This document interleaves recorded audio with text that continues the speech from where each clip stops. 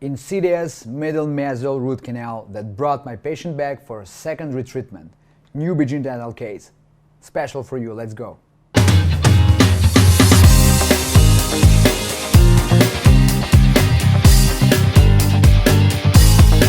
dear friends, dear colleagues, we are back on our YouTube channel with a new dental case, and this time we will be discussing endodontics.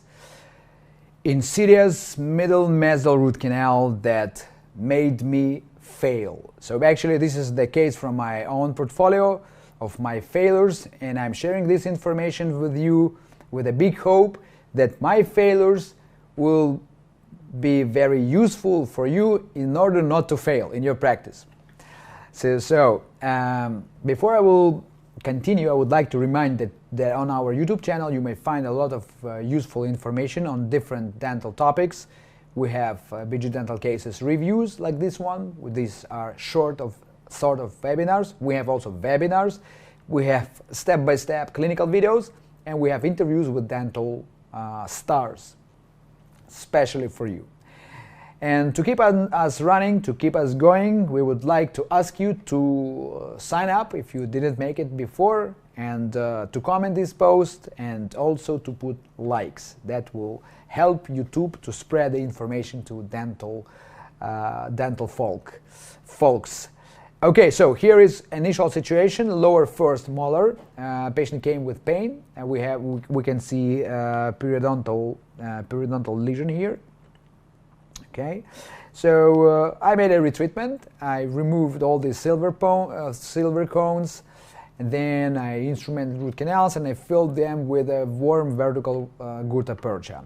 So actually it was a first case I made my obturation with a warm vertical gutta percha. That was a time when I didn't have microscope yet.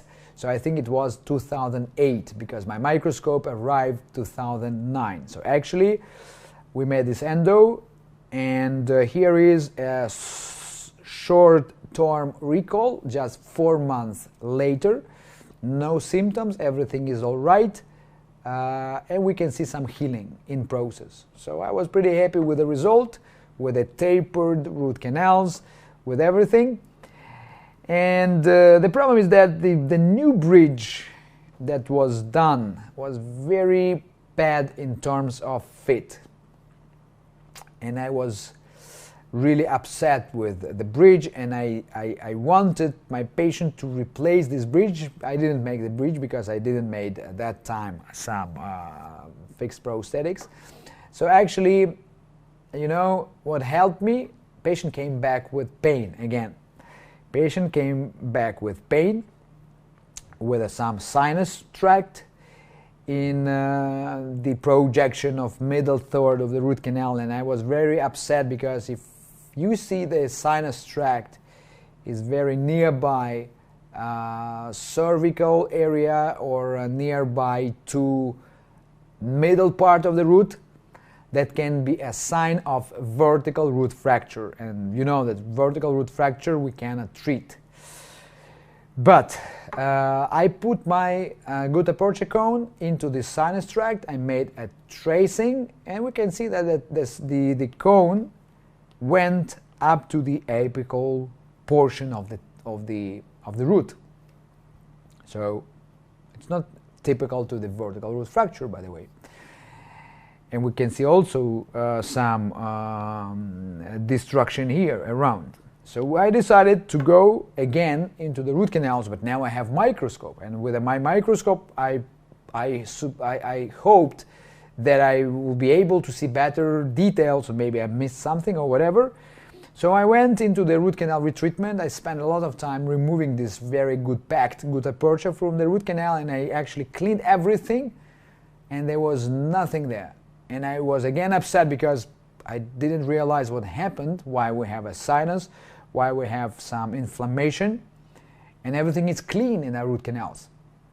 And at the end of the treatment, after 1 hour and a half, I think, or even more, I saw that in between, I will draw down, in between these main roots, like we can see here, lingual, here is buccal, let's say, and there was a very thick isthmus between, okay, a thick isthmus. And I just put my file here. I just put my file into the isthmus, and file went all the way down to the working length, just following the isthmus.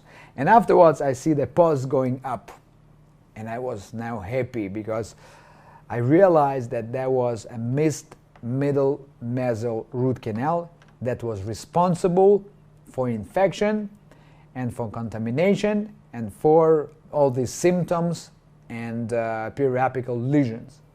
So I was able to identify thick isthmus with a microscope, and I was able to go there with my rotary file and got the result. That was very nice. Okay? According to statistics that we have nowadays, because it's important to understand that in many cases we can have this middle mesial root canal from 1 to 15% from different studies, but now we can say even more. I don't remember exactly the author. I think it was Ben Johnson who made a micro CT analysis and said that you can find middle mesial in more than 50% of cases. And the problem is that, you know what may happen? It happens that sometimes when you can have, let's say here is the root, we have middle lingual, mesiobuccal canals, okay? And it happens sometime that your middle mesial can be a separate branch here, somewhere in the middle. So you may not be able to see it physically, even with microscope, because it may be in a very deep zones of the root canal. Okay, but we have to understand that you may find this in some cases.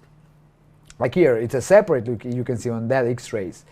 And here we have a types of middle mesial root canal, pretty old study. It can be independent, like an independent canal with separate orifice and separate foramen. It can be also a separate orifice, and then it will join to middle lingual or mesial buccal. And the third one is it can be a part of the system with a separate branch in the apical third. Also can be like that. Okay, so I instrumented this middle mesial. I cleaned everything. Here is the picture with a calcium hydroxide dressing. No symptoms afterwards. Everything was nice. I made my final obturation. I made my build-up and my temporary bridge, the new temporary bridge. Here you can see temporary cement. And this is the picture after 6 months. So no sinus tract. Everything is super perfect. My patient is happy. No pain, no swallowing, no destruction. So that brought us to go for the final restoration, but unfortunately this patient refused implant treatment. He said that I had a bridge, so let's go for a new one, blah blah blah. So then we placed the new bridge. This time I made the new bridge by myself. So this is the case that I got a lesson that all the time when we have lower molar teeth with isthmus between mesiolingual and mesiobuccal root canals, we have to clean this isthmus anyways, even if you don't have any separate root canal there. So we have to clean this isthmus with the thin instruments, with the ultrasound, with the sodium hypochlorite, and we have to scout this isthmus because sometimes you may find the root canal like there. I hope you enjoy the case. I would like to invite you to join our hands-on program, which is Big Endo-Resto course, and to wish you to be safe, to be healthy, and may the dental force be with you. Bye-bye.